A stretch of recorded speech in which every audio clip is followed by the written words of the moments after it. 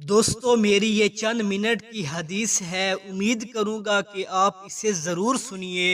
नबी करीम सल्लल्लाहु अलैहि वसल्लम अंदर तशरीफ लाए और घर में एक पर्दा लटका हुआ था जिस पर तस्वीरें थीं। आप सल्लल्लाहु अलैहि वसल्लम के चेहरे का रंग बदल गया। फिर आप सल्लल्लाहु अलैहि वसल्लम ने पर्दा पकड़ा और इसे फाड़ दिया।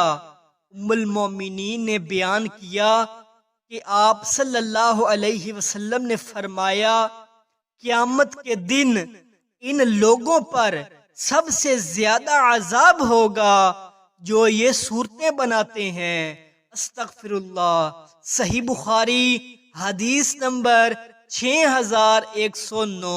अगर आप इसी तरह सही और मुस्तनद अहादीस से सुनना पसंद करते हैं तो मेरे चैनल अली माही नज़ाकत को सब्सक्राइब कर लें ताकि हम बार बार मिलते रहें।